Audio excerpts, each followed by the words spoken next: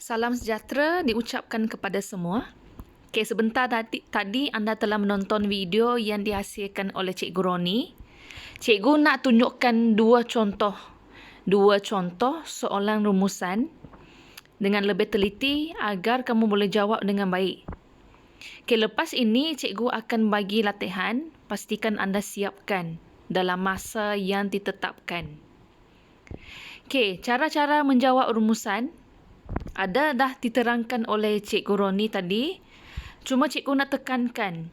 Yang pertama, anda mesti mengambil isi daripada semua fokus. Semua fokus mesti ambil. Semua bahan daripada semua bahan. Jadi maksudnya, jika rumusan bagi soalan yang diberikan ialah petikan dengan iklan. Jadi maksud dia, kedua-dua bahan tersebut isi mesti diambil. Dia tak boleh iklan tu kamu tinggalkan. Jadi kamu ambil semua isi daripada bahan satu saja, tak boleh. Dia mesti daripada dua-dua bahan. Dua-dua bahan mesti digunakan. Kamu tak boleh biarkan dia macam tu. Okey, yang kedua, anda wajib mengenaraikan isi daripada semua fokus. Jadi kalau petikan itu ada dua fokus, kesan dan langkah. Bahan kedua, kesan. Jadi pastikan isi itu mesti ambil daripada semua bahan. Mesti sentuh. Dia tak boleh tinggalkan bahan satu ataupun bahan dua. Begitu sahaja. Okey, jika anda tidak mematuhi peraturan, iaitu menyentuh semua fokus ataupun semua bahan, kamu akan ditolak 2 markah. Okey, yang ketiga, tuliskan dalam bentuk perengan. Sebab Cikgu Roni kata, tadi memang mengikut apa yang dibagi tahu oleh KPM, tiada peraturan yang ditetapkan untuk tulis rumusan. Jadi untuk tulis menghasilkan rumusan yang lebih kemas, cikgu galakkan anda buat dalam perengan. Pendahuluan, 1 perengan. Isi untuk fokus 1, 1 perengan. Isi untuk fokus 2, 1 perengan. Isi untuk fokus 3, jika ada. Lepas tu kamu buat perengan kesimpulan. Jadi kalau ada 3 fokus, maksud dia 5 perengan. Kalau 2 fokus saja, maksud dia semua 4 perengan. Okey, selepas selesai, mesti kira jumlah perkataan. Sebab rumusan tidak boleh melebihi 120 patah perkataan. Jadi kamu mesti kira, tulis dengan jelas, jangan menipu. Tulis berapa yang kamu kira tu, tulis dengan jujur. Okey. Kemudian, cikgu terus akan tunjukkan macam mana kamu buat pendahuluan. Cikgu bagi contoh. Jadi yang pertama, rumusan membincangkan. Okey, lepas tu kamu masukkan fokus 1 dan fokus 2 jika soalan tu hanya ada 2 fokus. Contoh yang kedua, jika soalan ada 3 fokus, rumusan membincangkan, masukkan fokus 1, fokus 2 dan fokus 3. Okey, untuk ayat pendahuluan, anda tidak boleh menggunakan rumusan membincangkan tentang. Salah. Anda tidak boleh guna ayat macam ni. Rumusan membincangkan berkaitan. Tidak boleh. Anda hanya boleh menggunakan rumusan membincangkan sahaja.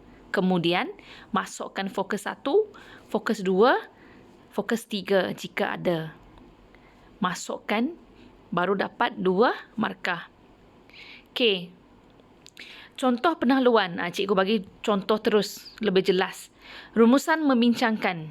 Jadi, fokus yang pertama, faktor-faktor berlakunya gejala buli. Fokus yang kedua, langkah-langkah mengatasi gejala buli. Jadi, kamu masukkan dalam satu ayat dengan menggunakan kata hubung dan.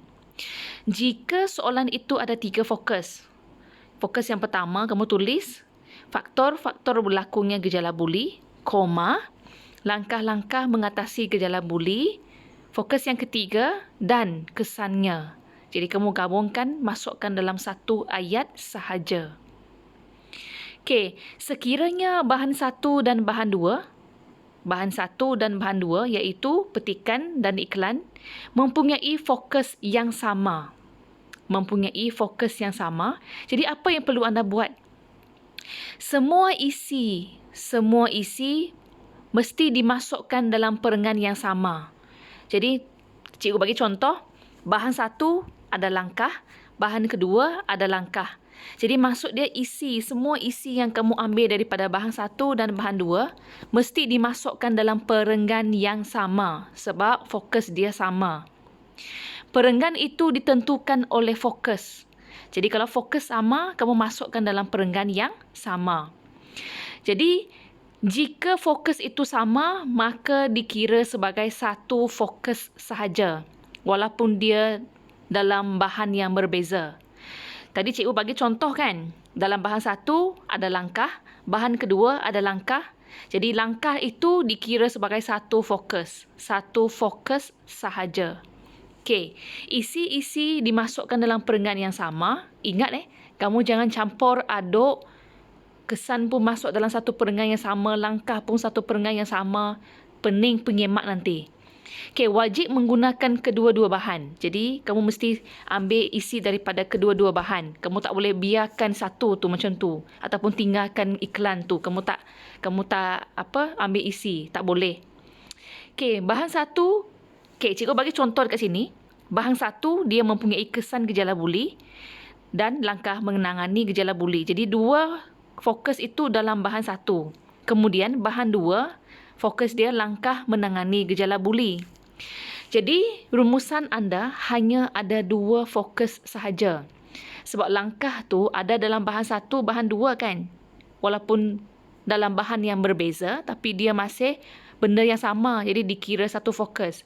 Jadi, rumusan anda ada 2 fokus. Satu kesan, satu langkah. Tapi nanti isi yang dalam bahan 2 tu kamu kena masuk dalam perenggan yang sama, dalam perenggan langkah tu. Fokus yang sama ditulis sekali sahaja. Maksud dia ditulis dalam perenggan, satu perenggan sahaja. Jangan asingkan. Boleh ke tak? Cikgu harap anda boleh. Kalau tak boleh, nanti kamu tanya apa-apa kalau tak faham. Okey, agihan markah pendahuluan yang ini tadi Cikgu Roni dah terangkan. Satu lagi cikgu nak tambah untuk markah bahasa. Markah bahasa bergantung kepada markah pendahuluan isi tersurat dan kesimpulan. Jadi, pendahuluan campur isi tersurat campur kesimpulan. Semua 20 markah kan? 20. Jadi, markah bahasa tu ialah separuh daripada markah isi kamu. Jadi, tadi markah isi tu 20 markah kan? 20 markah. Jadi jika anda dapat 18 dalam isi 18/20, maka bahasa kamu ialah separuh daripada 18, iaitu 9 markah. Tetapi dia akan ditolak 1-2 markah jika bahasa kamu tidak bagus. Okey, begitu cara kira markah bahasa. Okey, kemudian cikgu akan tunjukkan 2 contoh latihan rumusan. Okey, ini yang pertama. Ini untuk bahan 1. Bahan 1. Okey, lepas kamu baca petikan, kamu cari kan. Okey, ada kesan dekat sini. Jadi, kamu gariskan, kamu tulis kesan. Ini kesan. Kemudian, kesan yang kedua. Kesan yang ketiga. Kemudian, kamu jumpa langkah. Jadi, dalam petikan ini, kamu sudah jumpa kesan. Kamu jumpa langkah. Kemudian, kesan keempat, kesan yang kelima, kesan 6, kesan yang ke-7.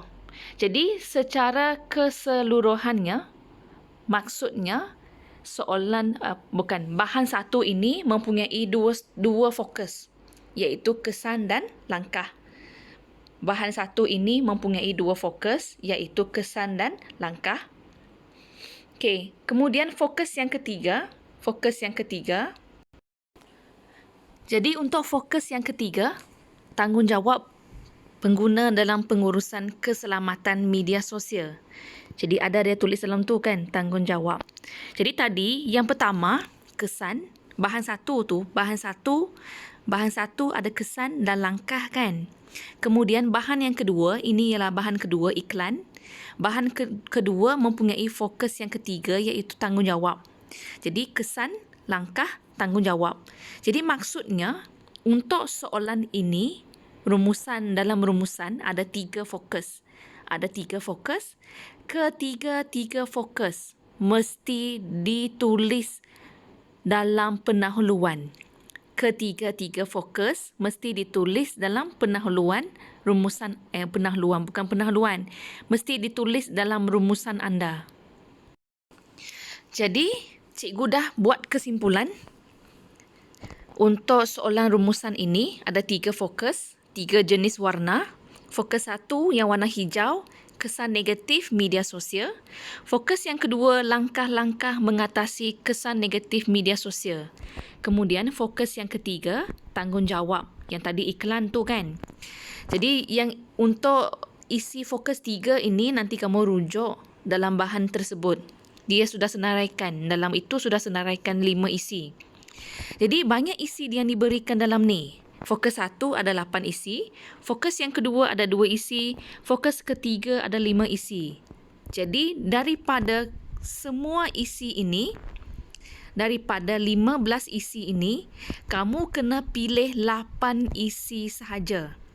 Pilih 8 isi sahaja dengan syarat kamu mesti ambil isi daripada setiap fokus. Fokus 1 mesti ambil isi, fokus 2 pun kena ambil, fokus 3 kena ambil. Bilangan yang diambil ikut anda. Ikut anda, dia tidak tetapkan mesti ambil berapa. Syarat dia mesti mengambil isi daripada setiap fokus dan setiap bahan. Jadi maksudnya bahan 1, bahan 2, semua dah dekat sini kan. Jadi kamu pilih 8 isi. Contoh, cikgu ambil 3 isi fokus 1, fokus 2 cikgu ambil 2, 3 campur 2 dah 5 kan. Kemudian cikgu ambil 3 isi. Jadi 5 campur 3, 8. Okey, jadi kamu ambil 8 isi. Okey, pilih mana-mana asalkan 8. Mesti sentuh semua fokus. Okey, ini cikgu tulis dengan lebih mudah, cara yang mudah supaya kamu faham. Perenggan 1, pendahuluan 1 ayat. Ini untuk buat rumusan yang lengkap. Perenggan 2, fokus 1 yang kesan tu kamu pilih. 3, fokus untuk langkah. 4, tanggungjawab. Jadi untuk fokus 1, fokus 2 dan fokus 3 mesti 8 isi. Jumlah isi yang kamu ambil tu ikut kamu. Ikut kamu pilih sendiri. Tapi pastikan kamu pilih isi yang pendek sebab rumusan tidak boleh lebih 120 patah perkataan. Kemudian perenggan yang kelima, kamu buat kesimpulan 1 ayat sahaja. Okey. Bagaimana anda buat kesimpulan? Cadangan campur dengan harapan. Jadi kamu ingat kalau kesimpulan kamu buat siapa harus buat apa untuk apa. Siapa tu maksudnya mesti ada pihak, mesti ada pihak. Kalau soalan kalau petikan itu bukan petikan. Kalau bahan itu berkaitan dengan remaja, maka kamu fokus remaja. Kalau dia berkaitan dengan masyarakat, kamu fokus masyarakat. Kalau berkaitan dengan ibu bapa, kamu fokus ibu bapa. Harus kamu guna kata bantu. Harus, hendak, perlu, mesti. Buat tu maksudnya kata kerja kan. Jadi kata kerja yang sesuai kamu pilih. Sama ada dia positif ke ataupun negatif. Apa? Tu rujuk tema. Maksud dia isu. Kalau soalan tu berkaitan dengan gejala buli, jadi perkataan gejala buli mesti ada dalam kesimpulan. Kalau soalan tu berkaitan dengan amalan membaca, jadi isu amalan membaca tu mesti ada dalam ayat kesimpulan. Kemudian untuk apa? Itu kamu tulislah apa harapan. Jadi kalau soalan berkaitan dengan amalan membaca, jadi semua pihak harus menggalakkan remaja memupuk amalan membaca agar melahirkan insan yang berkualiti. Contoh dia. Ini baru ayat kesimpulan yang boleh dapat 2 markah. Okey, kemudian teruskan. Cikgu tunjukkan rumusan yang lengkap. Jadi pendahuluan tulis dalam 1 ayat. Membincangkan kesan negatif, koma, langkah dan tanggungjawab. Sebab tadi soalan itu ada 3 fokus kan? Kesan, langkah dan tanggungjawab. Kemudian perenggan yang kedua, fokus 1 yang warna hijau. Kemudian perenggan yang ketiga yang kuning itu ialah fokus yang kedua. Warna pink itu ialah fokus yang ketiga. Jadi kamu tulis perengan itu ikut fokus. Kemudian, mesti 8 isi. Okey, yang fokus 1, cikgu ambil 4. Fokus yang kedua, langkah, cikgu ambil 1. Fokus yang ketiga, tanggungjawab, cikgu ambil 3. Jadi 4 campur 1, 5, 5 campur 3, 8. Dia mesti 8 isi. Baru kamu boleh dapat 16 markah untuk isi. Kemudian kamu buat kesimpulan. Selepas kamu siap kesimpulan, mesti kira patah perkataan. Tulis sudut bawah sebelah kanan. Ini untuk rumusan soalan 1. Okey, cikgu akan tunjukkan contoh rumusan soalan 2. Bahan 1, dia bagi petikan. Jadi kamu cari. Dalam ini, fokus yang pertama, tanggungjawab. Ingat tanggungjawab. Jadi yang warna kuning tu semua ialah tanggungjawab ibu bapa. Tanggungjawab ibu bapa. Kemudian, perengan yang seterusnya, dia telah menerangkan faedah bersukan. Jadi yang warna hijau itu ialah isi. Jadi dalam ini ada 3 isi faedah bersukan. Jadi ingat tadi yang fokus yang pertama apa? Tanggungjawab ibu bapa. Kemudian fokus yang kedua faedah bersukan. Jadi tanggungjawab ibu bapa fokus yang pertama, yang kedua faedah bersukan. Jadi dah 2 fokus kan? 2 fokus, ini ialah isi dia, nanti kamu tengok sendiri. Okey, jadi dalam bahan 1 ada 2 fokus. Tanggungjawab ibu bapa dan faedah bersukan kan? Jadi sekarang tengok bahan yang kedua. Bahan kedua, isi dia pun semua berkaitan dengan faedah bersukan. Jadi bagaimana anda buat jika bahan 1 dan bahan 2 mempunyai fokus yang sama? Jadi tanggungjawab ibu bapa tu mesti ambil. Isi itu mesti ambil, wajib. Okey, jadi pendahuluan kamu buat isi fokus 1, kamu yang tanggungjawab tu hanya ada dalam bahan 1 kan. Kemudian perengan yang ketiga, kamu masukkan faedah itu daripada bahan 1 dan 2 ataupun kamu ambil daripada bahan 2 sahaja. Okey, kenapa tidak boleh ambil daripada bahan 1 sahaja? Sebab kalau kamu ambil faedah daripada bahan 1, maksudnya kamu tinggalkan iklan yang diberikan bahan 2 itu. Tidak boleh. Tadi cikgu kata mesti ambil semua fokus daripada semua bahan. Jadi maksud dia semua bahan itu mesti digunakan. Kamu tak boleh biarkan. Jadi kalau saya ambil faedah tu daripada bahan kedua saja, boleh tak? Boleh. Sebab bahan 1 kamu dah ambil tanggungjawab kan? Jadi maksud dia kamu sudah sentuh bahan 1. Bahan kedua faedah. Jadi kamu ambil faedah daripada bahan kedua sahaja. Maksud dia kamu sudah sentuh kedua-dua bahan. Jadi kamu buat macam ni. Okey, cikgu tunjukkan ke semua isi. Jadi untuk latihan rumusan yang kedua ini, dia hanya ada 2 fokus sahaja. 2 fokus sahaja. Fokus 1, tanggungjawab ibu bapa yang warna kuning. Fokus yang kedua, kelebihan-kelebihan bersukan. Yang warna hijau ini ambil daripada bahan 1 yang petikan. Yang warna pink itu ialah kelebihan bersukan yang diambil daripada bahan yang kedua, yang bahan grafik. Jadi kalau fokus dia sama, kamu kena masukkan dalam perengan yang sama dengan syarat anda mesti mengambil isi daripada semua bahan. Okey, cikgu tunjukkan macam mana kamu buat. Jadi ini yang rumusan yang betul, yang lengkap. Pendahuluan kamu buat, masukkan tanggungjawab ibu bapa dan kelebihan-kelebihan bersukan. Yang kelebihan-kelebihan bersukan tu tulis sekali sahaja. Sebab fokus dia sama walaupun bahan dia berbeza. Kemudian tengok perengan yang kedua. Tanggungjawab kamu pilih, cikgu pilih 2 isi. Okey, lepas tu perengan yang ketiga. Kamu nampak tak yang warna hijau dengan warna pink tu masuk dalam perengan yang sama. Kenapa? Sebab dia mempunyai fokus yang sama. Jadi dalam rumusan yang cikgu berikan ini, ada tak cikgu sentuh semua bahan? Ada tak cikgu menggunakan isi daripada semua bahan? Ada. Yang warna kuning tanggungjawab itu bahan 1. Warna hijau itu ialah kelebihan bersukan, bahan 1. Jadi bahan 1 cikgu sudah guna. Jadi sekarang tengok bahan yang kedua, ada tak cikgu guna? Yang warna pink itu ialah isi yang cikgu ambil daripada bahan yang kedua, ya bahan grafik itu. Jadi jika anda gunakan semua isi daripada semua bahan, anda tidak akan ditolak 2 markah.